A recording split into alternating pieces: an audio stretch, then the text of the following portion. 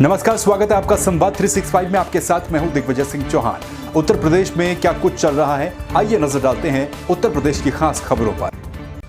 UP के मऊ में एक युवक अपनी जमीन को बचाने और गांव के दबंगों से परेशान होकर अपनी मांगों को लेकर एक टावर पर चढ़ गया। ये व्यक्ति प्रशासन के आला अधिकारियों को बुलाने की मांग करने लगा। स्थानीय लोगों की सूचना पर पुलिस मौके पर पहुंची और प्रदर्शनकारी युवक को किसी तरह से नीचे उतारा। हमारे गांव के लोग हम चालाक भी हैं, तो हमको पागल कर हमको रिगाते हैं। हमारे लड़के मेहरारू को, हमारे भाई, पूरे परिवार को, 3 भाई को मिठाई में गड़िया बन कर और पानी में डाल कर उनको मनबड़ और पागल बना रहे हैं कि ये पागल हो जाएंगे हम सर। इसीलिए से हमारा कोई सुन नहीं रहा है। आजमगढ़ रेलवे स्टेशन पर 1200 प्रवासी मजदूरों को लेकर श्रमिक स्पेशल ट्रेन पंजाब के पटियाला से पहुंची। आजमगढ़ के विभिन्न क्षेत्रों के निवासी पंजाब के अलग अलग हिस्सों में फंसे हुए थे, जिसके बाद स्पेशल ट्रेन से उन सभी को घर पहुंचाया गया। इस दौरान रेलवे स्टेशन को छावनी में तब्दील कर दिया गया। भारी पुलिस बल के साथ स्क्रीनिंग की व्यवस्था भी थी।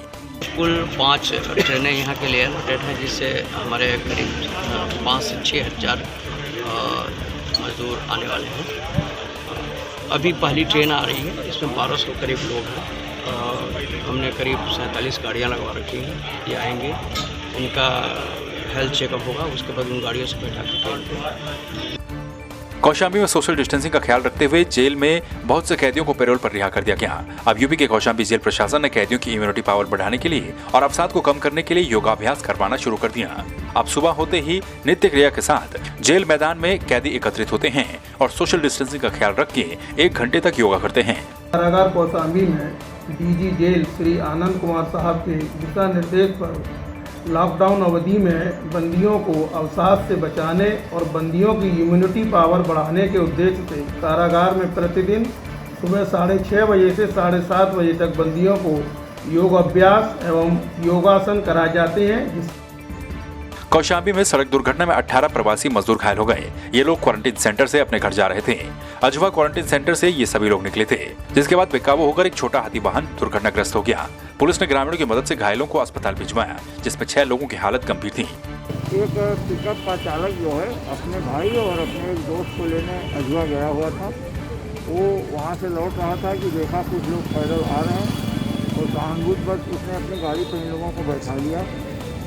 बैठाने के बाद मंझनपुर के लिए आ रहा था कि सलहा गांव के पास रोड पर ही गाड़ी लहराई और वो गाड़ी पलट। जनपद हरदोई के श्रमिकों को पंजाब से लेकर स्पेशल ट्रेन पहुंची।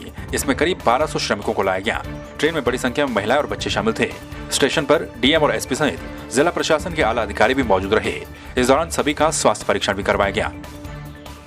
बलिया जिलाधिकारी के निर्देशानुसार देश के अन्य स्थानों से नगर पंचायत रेवती सीमा अंतर्गत आने वाले व्यक्तियों के होम क्वारंटाइन के लिए गठित वार्डवार निगरानी समिति की बैठक ज्वाइंट मजिस्ट्रेट अन्नपूर्णा गर्ग की अध्यक्षता में संपन्न हुई। इस दौरान सभी को कोविड-19 के प्रति जागरूक किया गया। साथ ही ये भी कहा गया कि यदि कोई बाहर से आता है तो उसकी सूचना प्रशासन को दी जाए और उस व्यक्ति को 28 दिनों के लिए होम क्वारंटाइन किया जाए।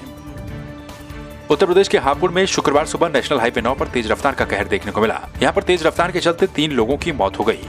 बताया जा रहा है कि बाबूगढ़ थाना क्षेत्र के नेशनल हाईवे 9 पर हरियाणा निवासी सुंदर अपने पिता की अस्थियां लेकर गढ़मुक्तेश्वर जा रहे थे। जैसे ही कार कोचेसर रोड चौपाल के पास पहुंची, तभी इसकी जोरदार टक्कर कैंटर से हो गई, जिसमें कार सवार 3 लोग पूरी तरह से फंस गए। तीनों की कार में ही दर्दनाक मौत हो गई। अभी थोड़ी देर पहले ही इधर जो है बाबूगढ़ और सिंभावली बॉर्डर पे एक कैंटर और कार से टक्कर हो गई, जिसमें कार में 3 लोग थे। तीनों लोगों की डेथ हो गई है और जो कैंटर में 2 लोग थे वो घायल हो गए हैं, जिन्हें हॉस्पिटल भेज दिया गया है।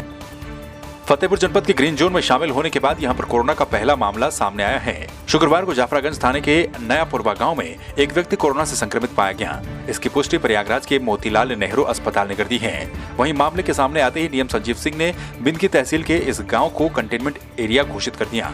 गाँव को चारों तरफ से सील कर दिया गया है। तो आपने देखी उत्तर प्रदेश की खास खबरें, क्या कुछ उत्तर प्रदेश में चल रहा है। ठीक इसी तरह की बाकी खबरों के लिए और उत्तर प्रदेश की तमाम जानकारियों के लिए आप लगातार बने रहिए संवाद 365 के साथ। नमस्कार।